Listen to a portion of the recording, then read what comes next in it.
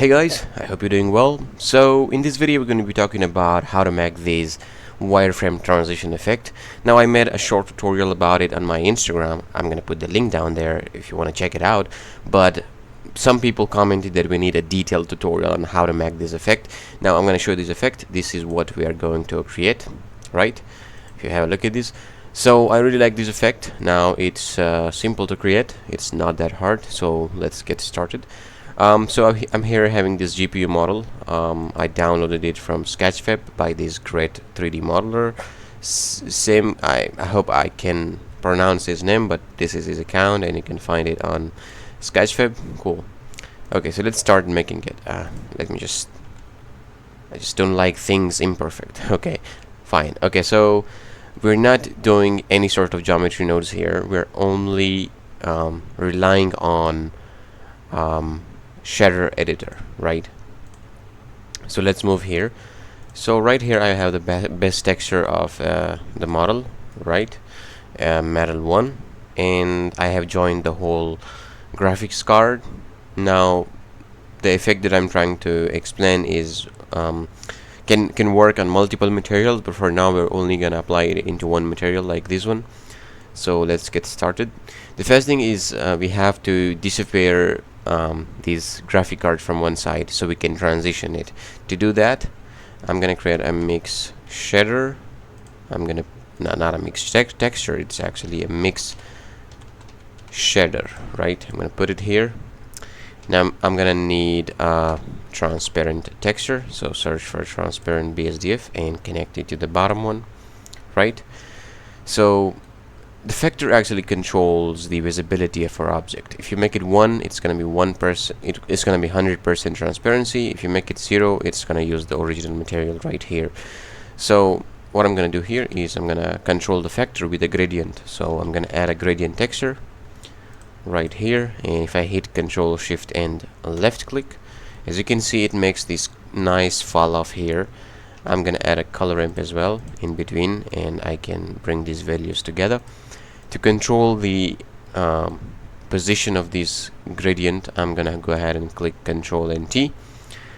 So if you're wondering that I click Control T and Control Shift left click, all those shortcut, it's basically an add-on. If you go to Preferences and go into add-ons, if you search for Node Wrangler, you need to turn this on in order to get all those fancy shortcuts, right? So I just click Control and T to actually open up a mapping and texture coordinate node. So right here you can actually control the location of this gradient. So for this effect I'm gonna go with 80 frames. I'm gonna set the int frame to 80, and I'm gonna go ahead and click I to add a keyframe on the mapping node. In order to see the keyframe, you have to select the mapping node. I think we need to so right now if you just slightly move it, the entire gradient moves like too quickly. To control it slowly, you can hold shift and then drag it to slowly move the gradient. So I'm gonna move it right here, right click and replace the keyframe. Go to the I want to do the other way around. Actually I just want to go with the black color in the beginning. So minus 0.75, right click, replace the keyframe, go into the int frame right here and just increase the value to something like where the GPU appears, like 1.21, right click and insert keyframe. So now as you can see, the gradient is animated. So select both of your keyframe by clicking A and click T to make the interpolation linear. So now as you can see, it's animated. Alright, so now it's time to connect it to our mix shader right here and connect the shader to the surface. So actually we want to reverse the effect. I'm gonna put the transparency to the top socket and the shader to the bottom one. So now if you play it, as you can see, our graphic cards appear slowly, and it transition into a full graphics card. Alright, so now we have created the transition successfully. Now we want to turn these into, we want to have wireframe at the top of it, right? To do that, first of all I'm going to name these to main GPU, right? I'm going to click Shift D and don't move it, keep it at its position, and I'm gonna call it wireframe, something like this, and duplicate the material by clicking this button right here. Okay, so let's hide the fast GPU for now.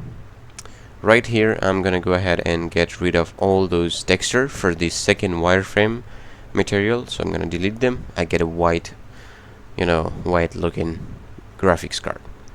So right here I'm gonna search for wireframe node, and I'm gonna go ahead and connect it to the alpha. As you can see, it created the alpha maps. Right now you can control the size of the wireframe by lowering the size value.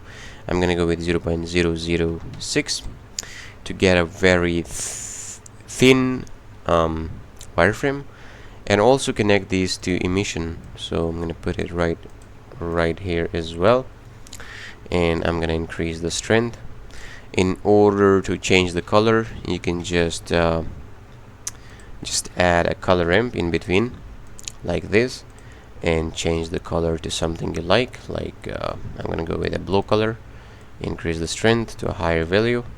Alright, so if you turn on the main GPU right here, as you can see, they are overlapping. So select the wireframe and scale it down slightly, like just slightly, so it doesn't show up. Right, actually what I'm gonna do here is, if you scale it down, it's gonna be a problem here. Like, as you can see, to solve that problem, it's pretty easy. You come up here to your color ramp, select your wireframe, come up here to your color ramp, and move these handle to here. Click plus, add a new handle, and move it to the back here. Set the color to black. Now, as you can see, the back side is removed.